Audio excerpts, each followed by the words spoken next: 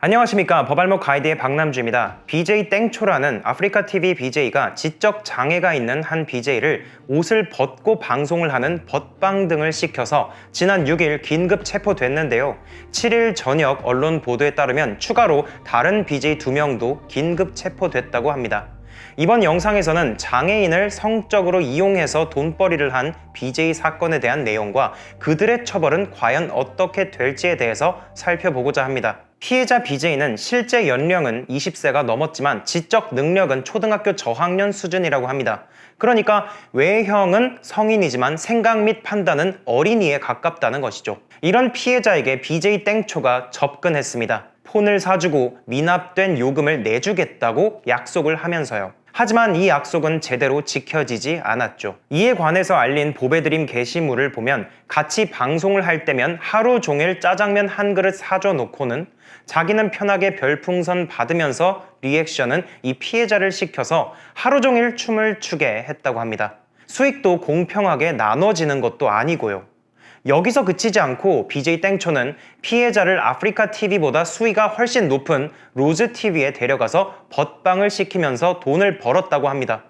이건 역시 방송을 통해 얻은 수익금을 제대로 나눠주지 않았다고 하네요. 이 벗방에 대해서 시청자들이 지적을 하니까 오히려 당당하게 서로 동의한 행위라며 모자이크 방송 인증샷까지 올리기도 하고 자기들은 연인 사이라면서 사랑하는 연인끼리 있을 수 있는 일이라며 자신을 욕하는 사람들을 우롱했다고 합니다. 그런데 유튜버 정배우님이 공개한 이 로즈TV 방송 당시 녹음 파일을 보면 그냥 하지 말자, 그만하자고, 나 하기 싫어, 아퍼라면서 여러 번 하기 싫다고 의사를 밝힙니다. 그런데 이렇게 싫다는데도 BJ 땡초는 그러면 돈 받은 거 환불해야 되는데 환불은 안 된다면서 강압적으로 억지로 방송을 이어갔죠. 이 방송이 시청자들한테 그대로 공개가 된 것입니다. 논란이 일어나자 BJ 땡초는 방송 전에 동의가 됐기 때문에 그런 방송을 했다고 해명했는데 적어도 방송 중에는 계속 거절의 의사를 표한 녹음 파일이 공개됐기 때문에 경찰서에서는 이것보다는 훨씬 더 잘 해명해야 할 것 같습니다. 우리 법은 정신적으로 장애가 있는 사람에 대한 성범죄를 엄하게 처벌하고 있습니다.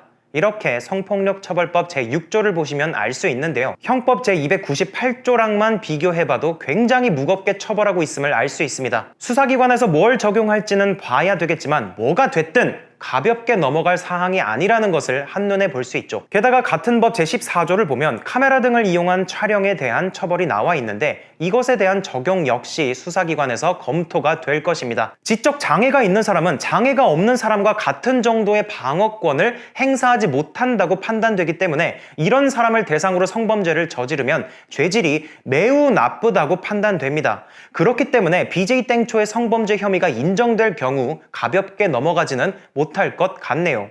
특히 이렇게 대중들의 관심이 쏠린 상태에서는 더욱 더 말이죠. 그리고 동아닷컴을 보면 제가 앞에서 말씀드렸다시피 다른 BJ 2명도 긴급 체포됐는데요. 이 영상을 찍는 지금 시점에서는 아직 누군지는 정확하게 보도가 되고 있지는 않습니다만 누군지 짐작하는 사람들은 많을 것입니다. 기사에 따르면 정신적인 장애가 있는 피해자를 강제추행하도록 지시하고 이를 시행하는 것을 방조한 혐의를 받고 있다고 하네요. 방송을 켜서 다른 BJ로 하여금 피해자가 원치 않는 신체 접촉을 하게 만든 상황이 문제된 것이겠죠.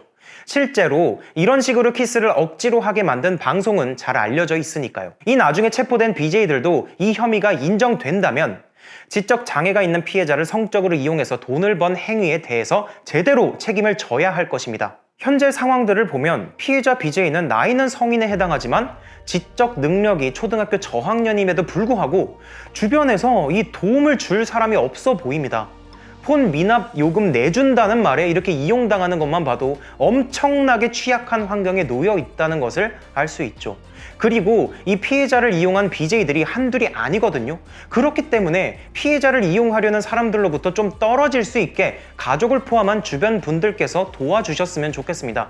물론 성폭력 방지법 제15조를 보면 지적 장애인 등 의사 능력이 불완전한 피해자는 보호자가 동의하는 경우에 보호시설로 입소를 할 수 있긴 하지만 무조건 보호시설에 들어가라 라고 쉽게 말할 수 있는 사람이 어디 있겠습니까? 피해자 지적 능력이 초등학교 저학년 수준이라고 하니까 이후 보호에 대해서도 잠깐 생각을 해봤습니다. 오늘 영상은 여기까지입니다. 끝까지 봐주셔서 정말 감사드립니다.